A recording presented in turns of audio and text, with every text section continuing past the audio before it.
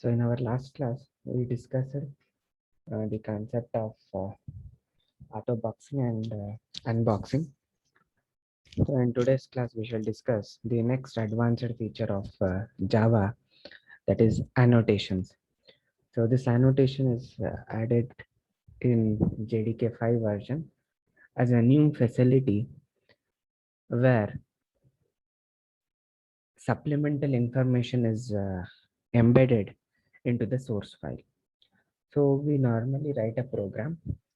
For that particular program, we will add some additional information. So this additional information do not change the functionality of the program. So instead, they provide some information for the tools which are used in development and deployment. So in industries, some advanced tools are used to analyze a source code. Once a program is written, that undergoes some analysis, maybe for security purpose or for its performance issues, versioning control. So all those things. So when these tasks are performed, the source code must contain the additional information, where this additional information doesn't add anything to the functionality of the program, but only for the tools to analyze it. So such informations we call it as annotations, and they doesn't change the actions in the program. So and annotations are processed by the source code generators. So annotations are also called as metadata. So metadata is a data about a data, that is the some information about the data. So here annotations are more descriptive in nature, and they're predominantly used in Java application development. So many other languages also provide this facility. So an annotation is created using the mechanism of interfaces. So here is a simple annotation. So all annotation declarations will start with the keyword at the rate. So here at the rate followed by interface keyword and the name of the annotation. So here my anno is the name of the annotation. And this at the rate is important. At the rate indicates it is a annotation, and the compiler will skip this particular statement while converting the source code. So and within this particular interface, so we have two members, so str and val. So str is of type string and val is of integer. So these members, they look as a method, but they act as a value or fields. So how to use them, we shall study later. So all annotations, they have a super interface. So just like super classes, so all the annotations, they extend from annotation interface. So annotation interface, it acts as a base interface for all the annotations. So by default, so all of them will automatically extend from this particular interface. However, the programmer should not extend the annotation. So this annotation declaration is contained in a package java.language.annotation.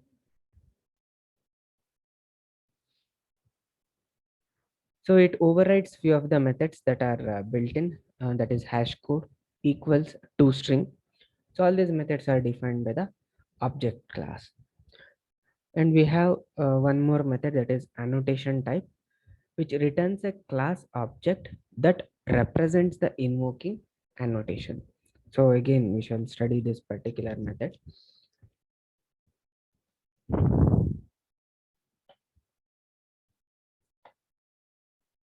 So once we have declared an annotation, we can use it to annotate. So we can annotate anything. We can annotate a class, a method, a field, parameters. or enumerations. So even an annotation can also be annotated. So if we compare this annotation, it is just like marking. So while reading the textbooks, we mark something, right? Either by using a highlighter or by using a pencil, we will underline the things. So that underlining or highlighting is some way for us to notice that particular portions easily. So the same thing is with the annotations. So we can annotate anything. So here is an example. So when we apply the annotation, we give the value to the member. While declaration, we don't give the value. While annotating, we will give the value. So in our previous example, we have declared the annotation my anno, and now we shall apply that particular annotation to a method. So here is a method that is public uh, static my method. So this is the method. For this method, we are adding the annotation over here. Okay. So just before the declaration of that method, we are adding one statement. Here, if you observe, at the rate. So again, this symbol is important. It indicates it is a annotation so that the compilation will skip it. So at the rate followed by the name of the annotation, right? So my anno, and then we have to supply the values for the parameters. So str is equal to annotation example. So annotation example is a string we are assigning, and the value we are assigning for the field is 100. So just like this, we can declare any number of fields or members in an annotation. So here we have used one string and one integer. We can use any type of field, and any number of fields can be added. So depending on the need. So how to use the annotation? Just before that method, add one statement at the rate my anno with and supply the values. Now this annotation is linked to this particular method. So here again, when we look at this closely, the name of the annotation is there and it is preceded by at the rate followed by the parenthesized list of member initializations. So again, this is the parenthesis.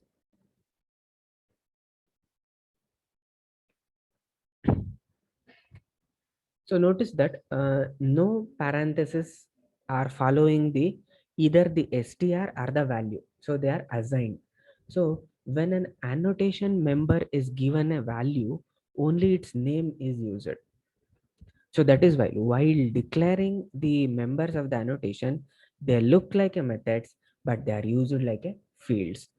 So here, when we are using the annotation, we are using it as a field because we are using the equal to operator. Whereas when we declared it as a method.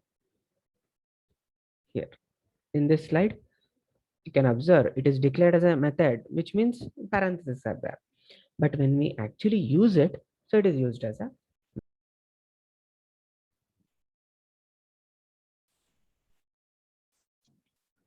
specifying the retention policy. So retention policy will determine at what point the annotation should be discarded. So as we all discussed earlier, so an annotation is just a additional information and it doesn't involve in the functionality of the program that we have written. So it has to be discarded. At what stage we want that particular annotations to be discarded from our source file needs to be decided.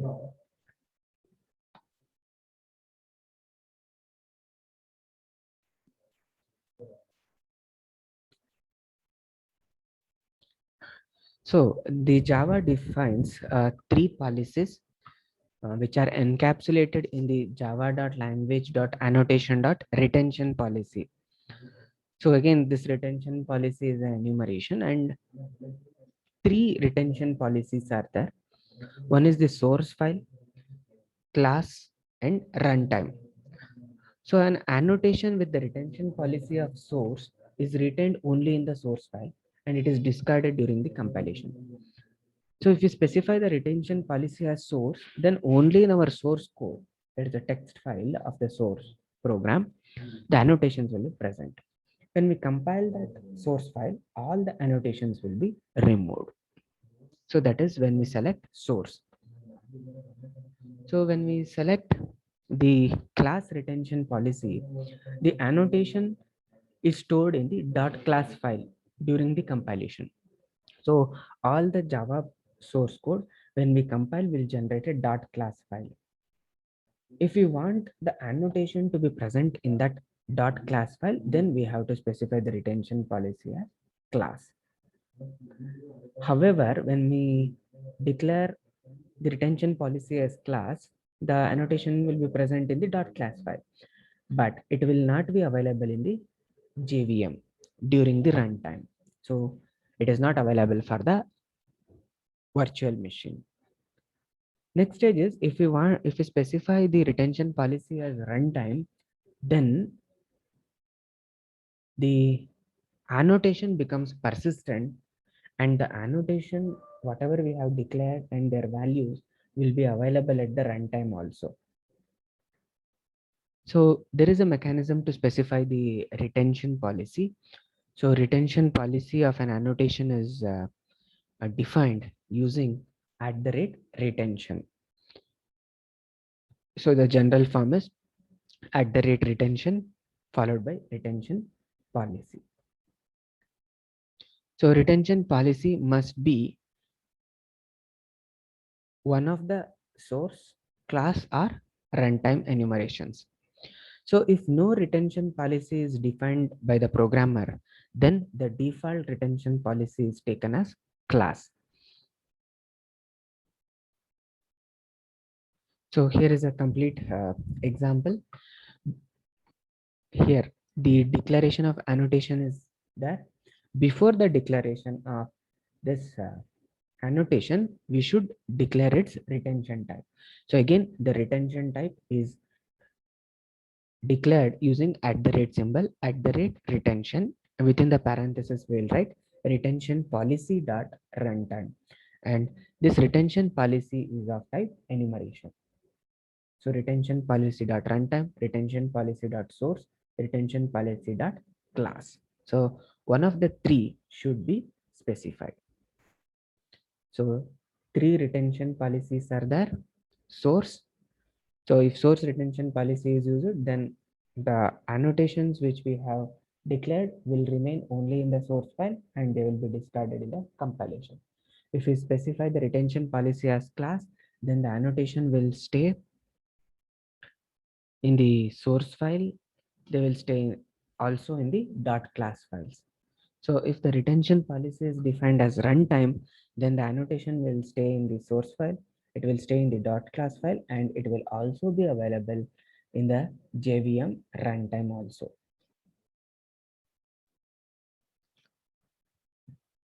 So if we have specified the retention policy as runtime, then the annotations that we have declared and their values should be accessed using during the runtime also in the program. Only if we have specified the retention type as runtime, then only they were available in the runtime. So for source and class, they will not be available. So if we want to access the annotations at the runtime, then we have to make use of a package called as reflection. Okay.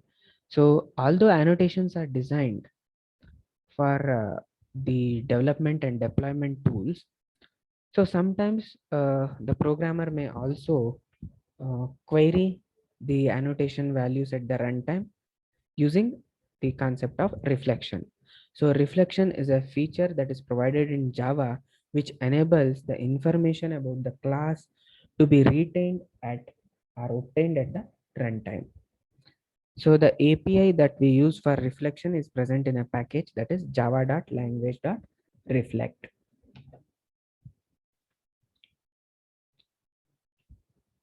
So the first, in order to use the reflection, we have to obtain a class object that represents the class whose annotations we want.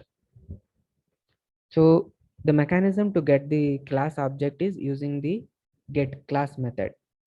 So using the get class method, we can obtain the class of the object, class of the invoking object. So this get class method can be invoked using any object and it will return the class of the invoking object. So it is just a generic method and it is a final method. So we cannot override it. Final class get class. So this will return the class of the invoking object. So once we get the class of an invoking object, the next thing is we must use the get method. So get method on that particular class object, specifying the name of the method. So the general syntax of extracting the method is this. So return type is a method, get method. Here we will pass the method name and all the parameters. So name of the method has to be passed. If that particular method has arguments, then the class objects representing those types must be specified in the parameter types. So we shall discuss all these APIs with an example. So we'll get a method. So this get method function, it will return the method object that represents the method. So if method cannot be found, then it will raise a exception telling that no such method exception. So here in this reflection process, what we are doing is first we are extracting the class object, then we are extracting the method object. So this class object has a information about a particular class and the method object has a information about a particular method. That's it.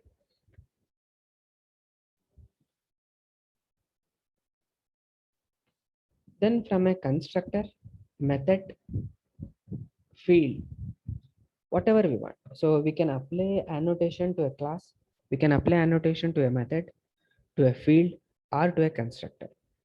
So which one we want, that we have to extract. So the general form of extracting the annotation is using annotation, get annotation, class annotation type. So here the annotation type is a class object that represents the annotation in which we are interested. So this method returns the reference to the annotation. So here is the complete example of one of the annotation. So here you can see we are importing two packages, import java.language.annotation, and then we are also extracting the reflections. Both the packages are imported. So reflect we are using because we want to print the information about the annotation in the runtime. So then the second stage is the first stage is the importing the packages, and the second stage is declaration of annotation. Here we are declaring the annotation. So the retention policy is runtime. Only if the retention policy is runtime, then only we can extract the information about the annotation in the runtime. Otherwise, we cannot extract it. So the name of the annotation is myAnno. So we can write any name for the annotation, and uh, two members are there, string and value. Then we are declaring a class called as meta. Again, this is the class name. We can write any class name. So it is the programmer's wish. Here within this class, we have a method. So that is my method. So my method is over there. So this method we are annotating. So how we are annotating? So using this particular method. So you can observe here, So we are annotating a method by using at myAnno string. We are giving the value, that is annotation example, and the value we are passing is 100. So this method we have declared and we have annotated it. Then using the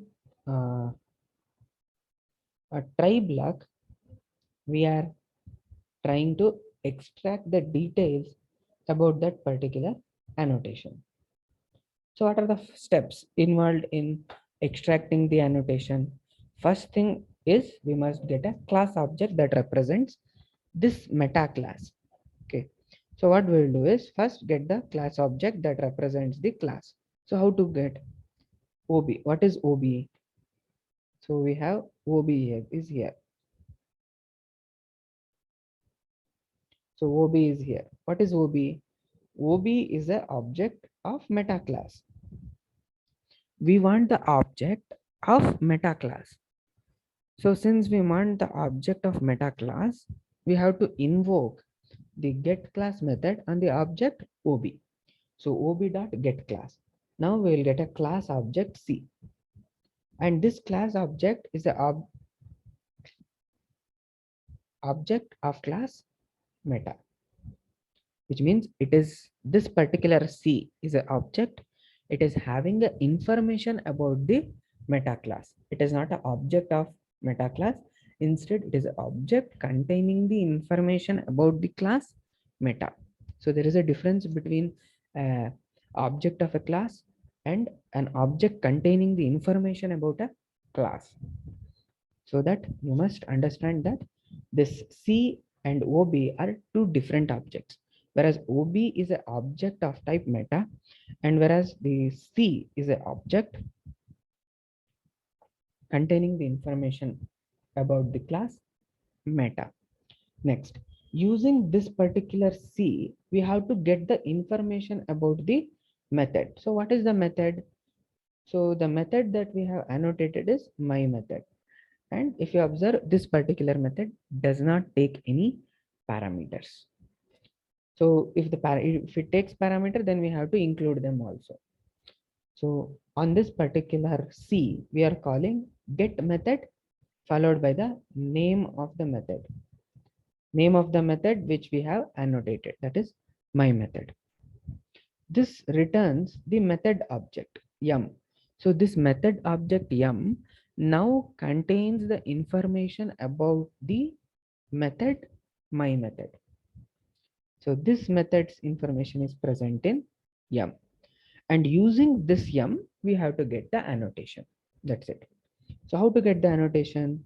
So annotation object we have to create, that is my anno, and the name of the object is anno, and yum dot get annotation my anno dot class. So this is the syntax of getting the annotation.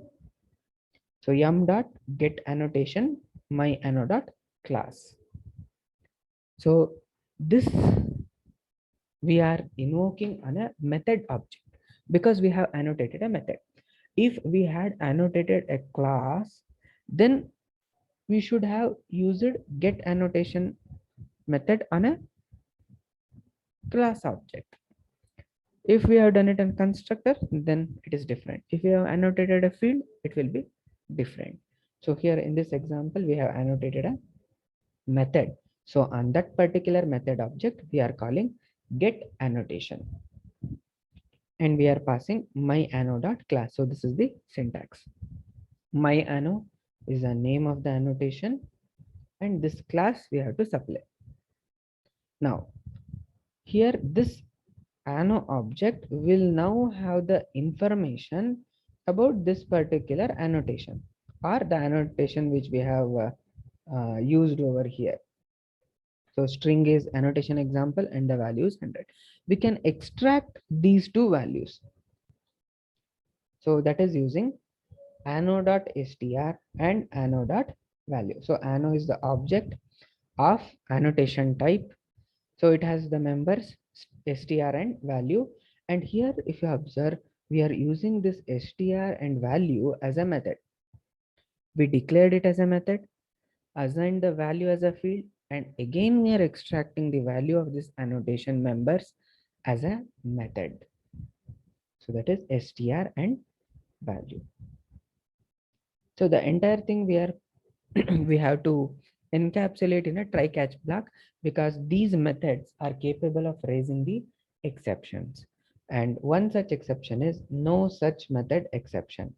So if the method name, whatever we have passed over here, if that method is not present in that particular class, then it will raise no such method exception. So this particular exception we have to catch and print it. So finally we can write a main method. So in the main method, we are simply calling the my method. So what is my method? So my method is a static function. So we have made it a static because we don't want it to be invoked using an object. So directly we can call it. And this particular program will print annotation example 100. So this is a simple example of accessing the annotation at the runtime. So the steps involved in accessing the annotation using the runtime is, first we have to get the object of a class in which we have declared or put the annotation. Then using that class, if we have annotated a method, then we have to get the method object. Then using that method object, we have to get the annotation. So that is the syntax. If we have directly annotated a class, then no need to get the method. Directly we can get the annotation on the class object itself.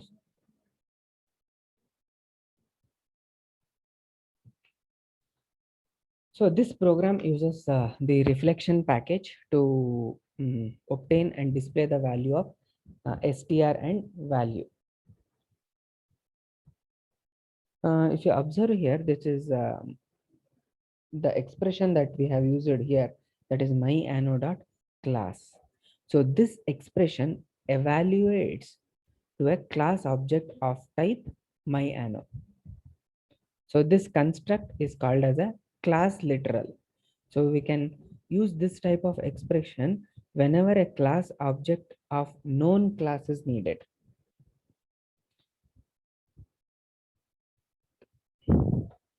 So this statement could have been used to obtain a class object for meta class also, meta dot class.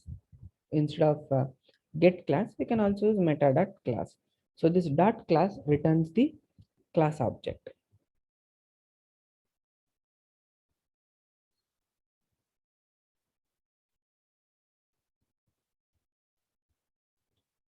So this is the first example.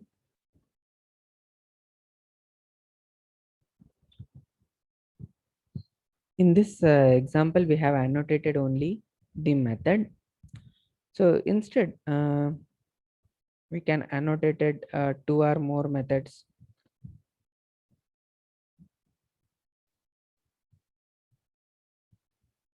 Suppose if a class contains the parameter. So in this previous example, we didn't have the parameters. Suppose if we imagine this method takes a string and int as a parameter. Okay, then this string and int we need to pass over here. So how to pass? So after this my method, we have to put a comma. Then we have to write string dot class. So since it is a string type, we have to write string dot class and int dot class. So two things we have to supply. So int dot class like this. So if the parameters are present in a method, then in get method function, we have to pass the data type followed by dot operator, then class. So string dot class, int dot class. If we have float, then float dot class, like that, and so on. So why it is important to pass the parameter is because we can overload the methods also. So same name can be used For different methods, only the parameters and their signatures will be different. So in that case, we have to differentiate the methods.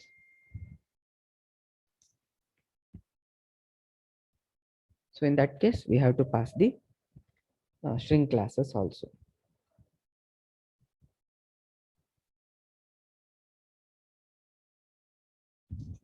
So this is a simple example of annotations.